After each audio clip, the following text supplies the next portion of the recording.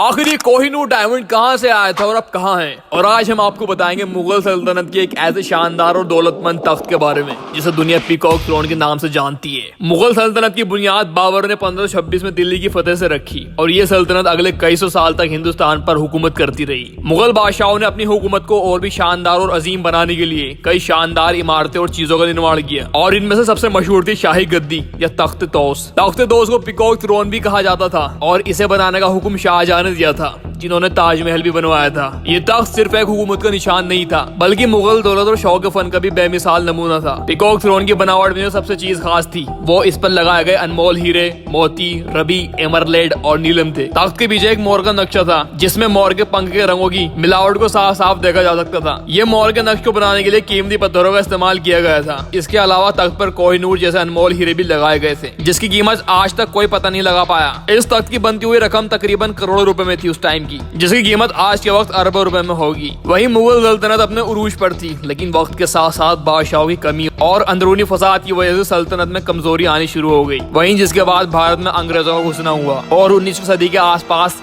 East India company ने हिंदुस्तान में अपना दबदबा बनाया। अंग्रेज मुगलों की सल्तनत को धीरे धीरे अपने कब्जे में लेने लगे और दौलत के हर जरिए पर कब्जा किया। ये दौलत सिर्फ सोना चांदी ही नहीं थी बल्कि ऐसे हीरे जवाहरात भी थे जो पहले मुगल बादशाहों के पास थे। आखिर अंग्रेजों ने तख्त तोस को कैसे लूटा? अंग्रेजों ने दिल्ली पर अपना पूरा कंट्रोल बनाने के बाद उस वक्त के मुगल बादशाह बहादुर शाह जफर को हुकूमत से हाथ धोना पड़ा और उन्हें जिला वतन भी कर दिया गया था। वहीं ये कहा जाता है कि अंग्रेजों ने तख्त और उसके कीमती पत्थरों को डिसमेंटल करके अंग्रेज और डच ज्वेलर्स को बेच दिया था। आज भी ये तख्त पूरी तरह से नहीं मिलता है, लेकिन इसके कुछ पत्थर और कोहिनूर जैसे हीरे अनमोल ब्रिटिश क्राउन ज्वेलर्स का हिस्सा है जो लंदन के टावर ऑफ लंदन में मौजूद है। और इस तरह से तख्त तोस अपनी असली वतन से दूर ले जाया गया और अंग्रेजी साम्राज्य के जमाने का एक और निशान बन गया। वहीं अगर वीडियो अच्छी लगी हो तो उसको शेयर करके चैनल को सब्सक्राइब जरूर करिए।